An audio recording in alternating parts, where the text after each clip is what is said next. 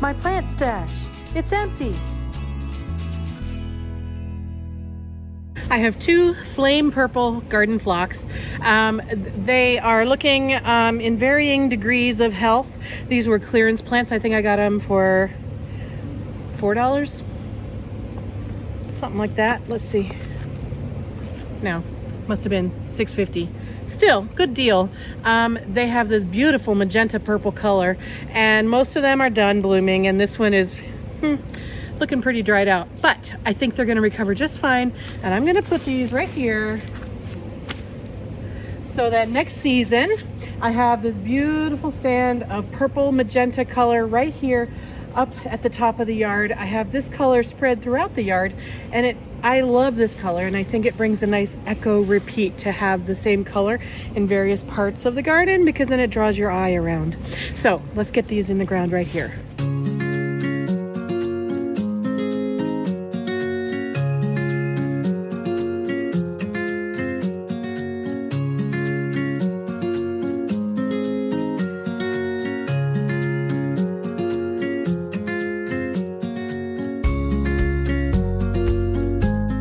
When I'm planting on a slope, and this is quite a slope up from the hostas up at the top down to the lawn, is about an 8 or 10 inch drop in elevation. I like to make a little bit of a collar in front of the plant so that the water, when I water from the root zone right here, the water will kind of pool in here and soak down in rather than just running straight down the hill. So I've created a little collar in front of both of these plants to capture the water before it runs off.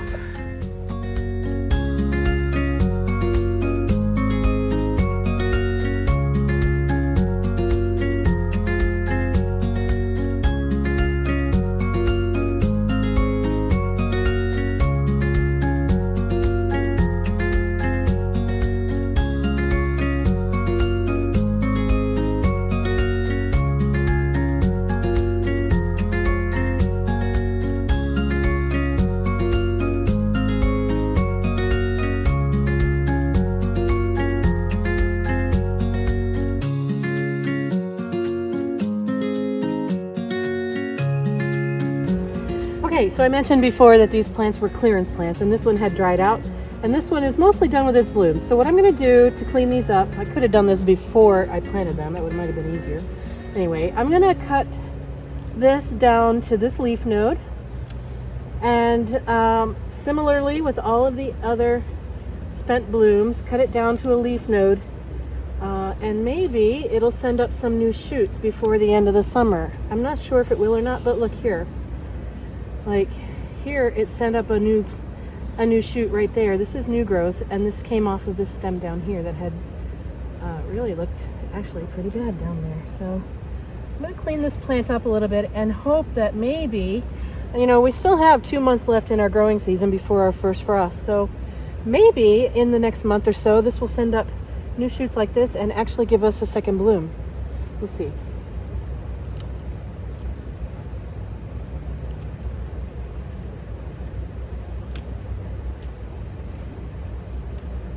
Look here. There's some new buds. Okay, one new bud. One's more than zero.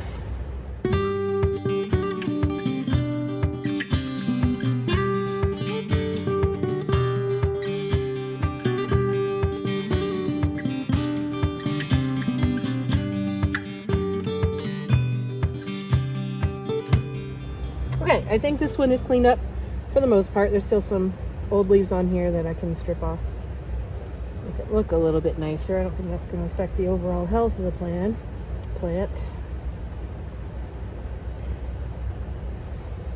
Okay. So we're going to let these continue to bloom. We're going to hope things like this continue to happen where new shoots come up. Okay, and now this one is quite a ways further gone. I do see new buds down here on this green stalk and lots of green down here. So what I'm going to do for this one is just clean it up aesthetically like that. And there's a strong chance that this will put up a new shoot, either from the base right here where I see this shoot coming up, or even from one of these stalks.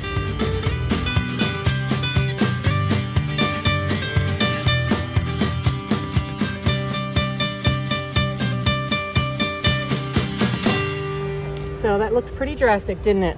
But getting all that dead off of there is going to make it look nicer, and also I'll be able to watch it a little bit better without all that stuff interfering. And I do have new growth coming down here from the base down there. So there's a strong chance I might get something pretty out of this plant even in this season. But if not, at least I know that the roots are viable and healthy and strong, and it will bloom for me next year. While I'm over here working, I'm going to clean up these Sanguisorba. These are Japanese bottle brush, and they have I have 3 of them here. They came bare root from a mail order company this spring. One of them bloomed beautifully. The other 2 didn't really do much blooming, but they're growing, so I'm happy with that. This is one of the ones that didn't bloom. So there's that. I'm just going to clean up anything that's dried up, just to make it look a little nicer.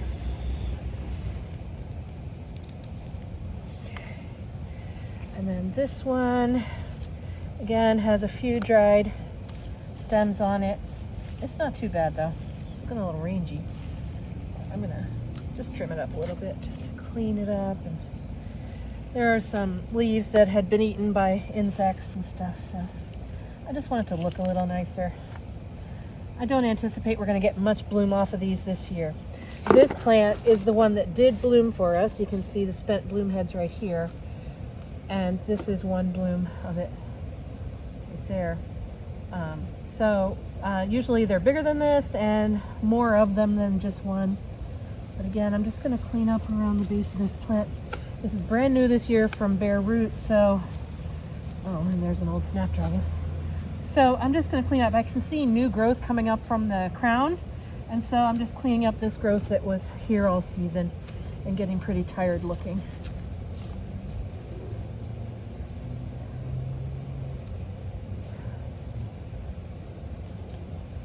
And let me deadhead this lily, deadhead this rose while I'm here.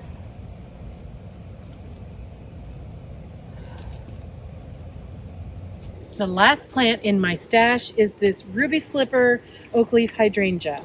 And this is going to be a gorgeous addition to the garden.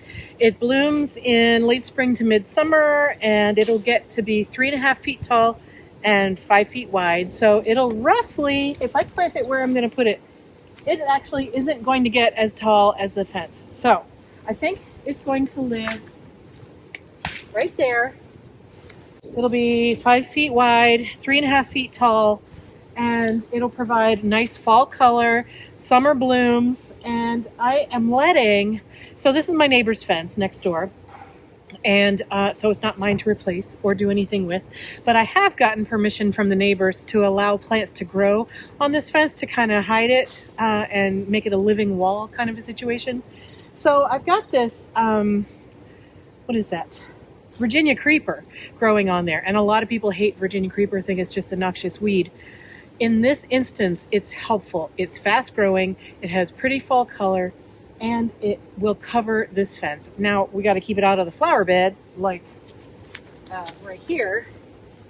Get that out of the flower bed. But I'm going to train that up onto the fence, and that'll just help cover this chain link fence faster and prettier. And then the oak leaf hydrangea in front of it will be a nice little floral addition to this back corner of the garden. We're back here by the gate where there's not much to look at back here. So this will be nice. And we'll be able to see the blooms of this through these arborvitaes, as long as the arborvitaes are small enough to see through. So let's get this in the ground right here.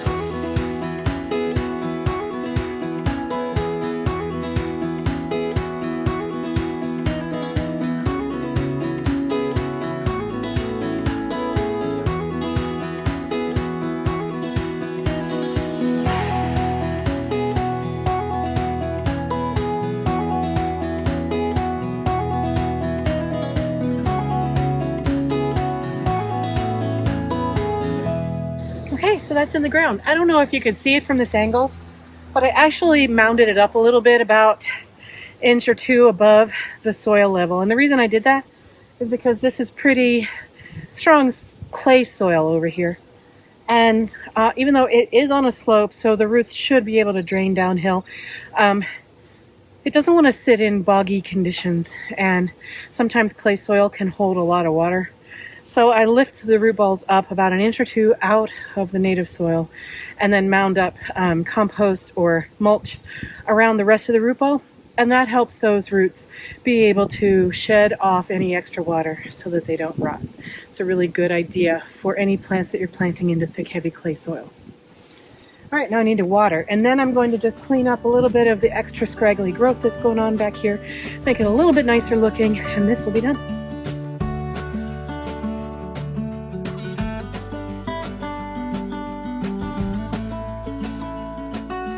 You know what? I forgot. I am not done back here. I'm going to hook up this shrub to be on our drip irrigation system. All right, this is my drip line. It has the emitter tubes in it. Sorry, the emitters in it. So I'm going to count 1, 2, 3, 4, 5, 6 emitters, I think.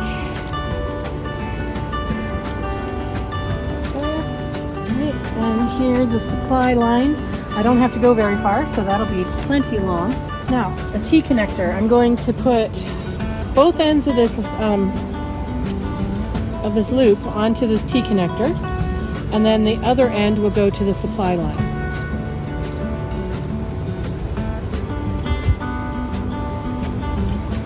It can be difficult if it's not warmed up in the sun. Now I'm going to wrap it around here first.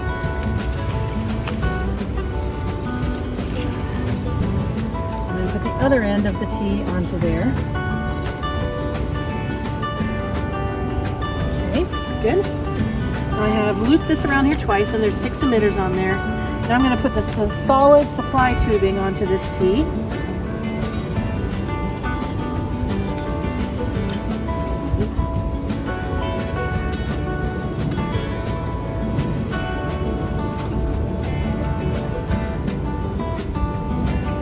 There we go. All right, now I'm going to hook this into the supply line with a straight connector. These little guys. Put them in here first. Good. Now I need to punch a hole in the supply line with this hole puncher.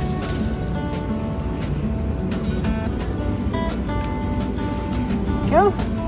And now I'm going to put this connector into this hole right here. All done. Now this shrub is connected to the drip irrigation, and it will be watered every time I water all the other trees and shrubs. I think I'll use some landscape staples to hold this tubing into place a little bit.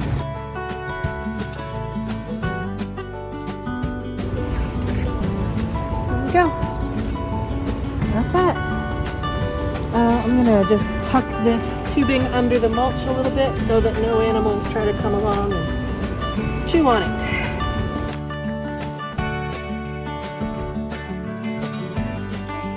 That shrub is in. The water drip is on it. I'm just going to clean up and weed a little bit in here, make things look a little bit tidier.